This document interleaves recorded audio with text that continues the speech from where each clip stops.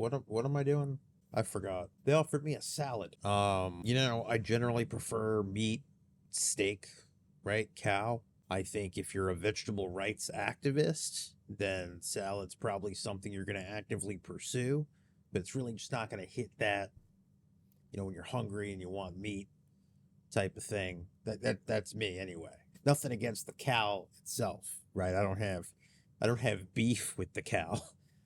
It's funny because cow is beef. Steve Wonder here from GetRubix.com, and today we're going to show you how to enable log analytics and how to use PowerShell to basically take logs from Intune devices and have them up in Azure so you can have real-time logs to things, not just writing out locally.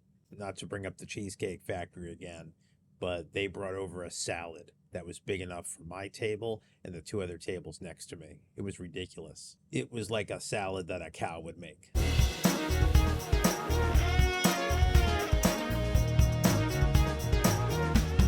Okay, so there's a few parts to go over. I'm not even sure this will all be one thing, but we'll kind of see. I'm going to feel it out. So if you're not already familiar, Log Analytics Workspace is an Azure component. And I'll just kind of show you where it is here in, let's see, Steve capacity.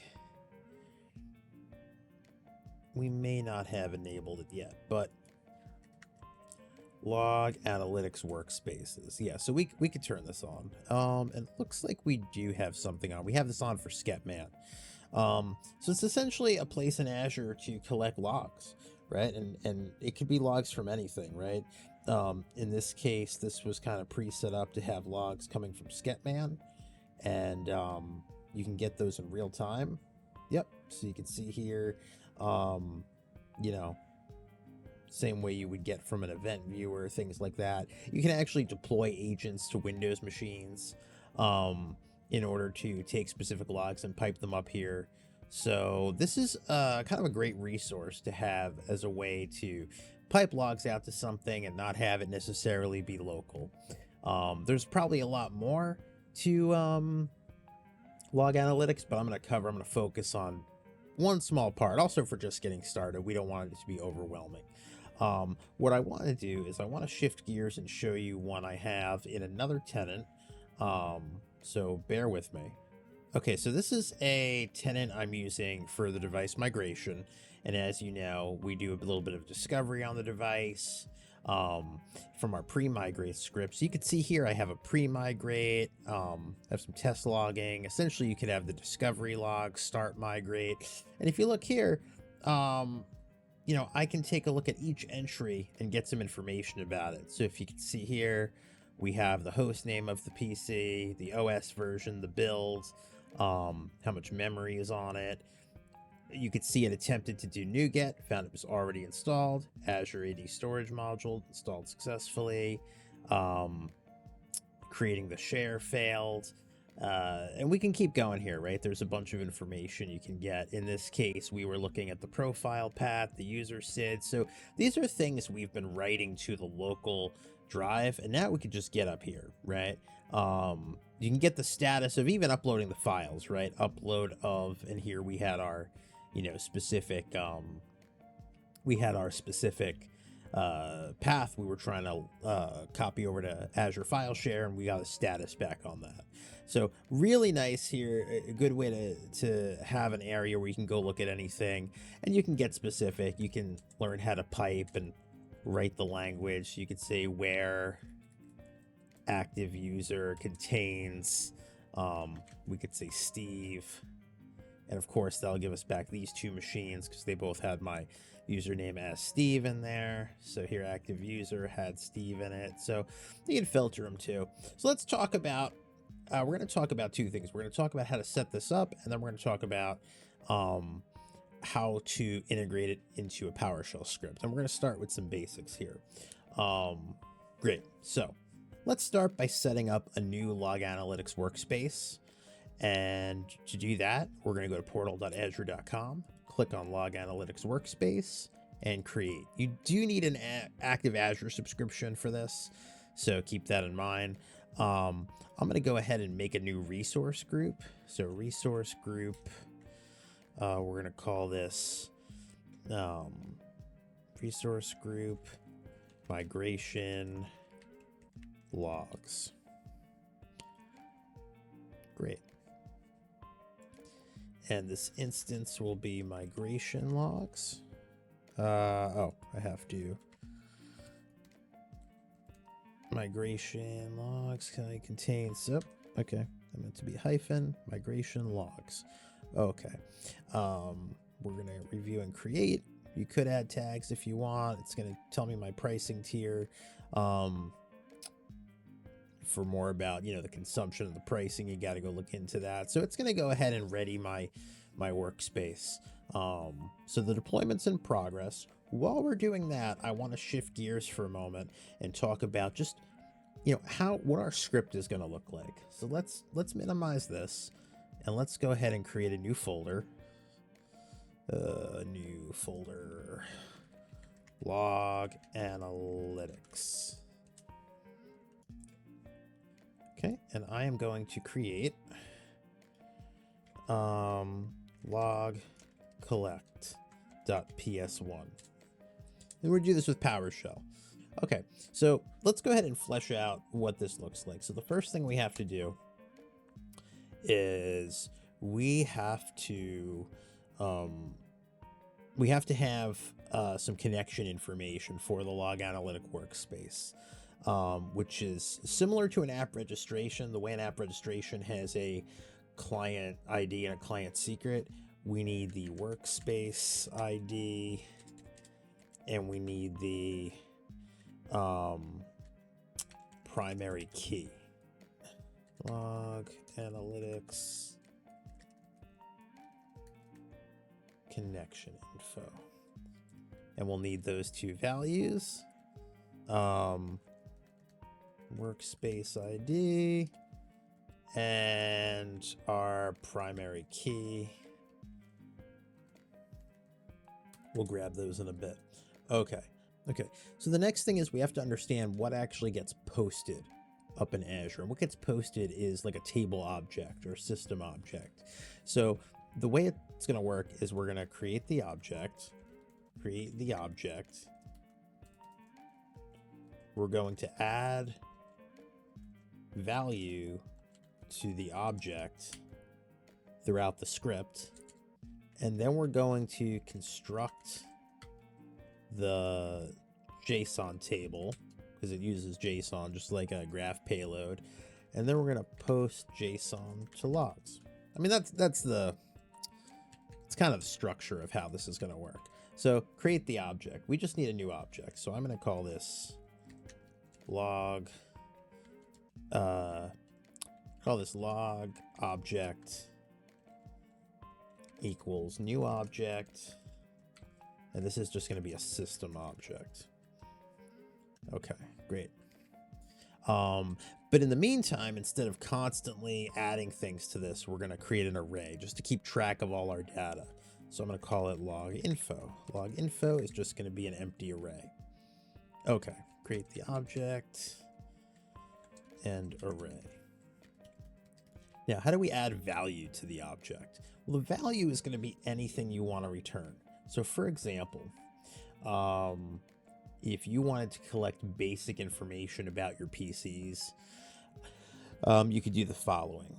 So let's start with serial number. So with serial number, we're doing, pretty basic here. We're going to do get WMI object class Win32 BIOS select object expand property serial number. Now, normally what we would do is we would say write host the serial number is, and then we would do serial number. And that's fine locally. We can just read that. But when we're talking about posting to log analytics, you need essentially you need a thing and its value, or a name and a status, right? So Serial number is what? And that's what we want to look at when we go build this table. So I'm going to add that to the array. And the way we're going to add that is we're going to write log info, right? Adding plus equals. And we're going to put a little code block here. So this is a mini JSON. So we're going to do name is serial number, semicolon to separate it, and then the value of that is our serial number. So now we added just this little piece to log info. If I were to add more piece, so if we were to call this right now, right? So let me just run this. Not a whole lot here. Invalid class. What didn't it like about my class? Oh, I forgot the hyphen there. Duh. We can close that too. Okay. Class. Let's run that again. Let's clear the screen and run that again. So if I were to call log info, you see it has a value and a name. Value and a name, right? So, and I could keep adding those. So if I were to make another one down here, so let's go ahead and do host name equals environment computer name. We would say write host. The host name is host name, and down here we would put log info, add again more JSON. The name is host name, and the value is the host name variable. Okay, so now if we were to run this and we were to take a look at that again down here, so we've added another pair of value and name, and that's what JSON is, right? Key pair value. So that's what we have there. So the idea is we can keep going. We could also do things like try catch blocks, right? So for example, okay, yeah, so when we install NuGet, right, that's a common one we do. So let's just move some stuff out of the way. So if we want to say NuGet equals get package provider name NuGet error action ignore if not NuGet. So what we could do is we would normally say write host NuGet not installed, NuGet not found, installing now. So we can do a try catch, right? So the first one would be install package provider name NuGet confirm false force. And then if that, assuming it works, we would write host NuGet installed successfully. And we can translate that to our JSON by saying the name thing we're tracking is NuGet installed colon, and then for our value we can just write success. And then what we would do is in the event of an error, we'll do what we normally do. We'll capture the error message in the iteration. We'll write host error installing NuGet, and we would normally, throw that error in there. Same thing down here. The log info will be name NuGet installed, only this time our value is going to be error, and we can pipe that into the value as well. So if we were going to, or then we could do down here, else write host NuGet already installed, and the same thing here, log info name equals NuGet NuGet installed, value already installed. And it might make more sense, NuGet install status success, NuGet install status, NuGet install status. So if you were to read this, and then we were going to go down here and call our log info again, yeah, you get install status already installed. Okay, so I mean, I think you can get a sense of we're putting everything we would normally write out locally. We can write out to this object. So now how do you build the object? So we have this log info, right? It's not very readable. So now how do we construct the JSON table? So we have to take everything we added to log info and put it in the log object.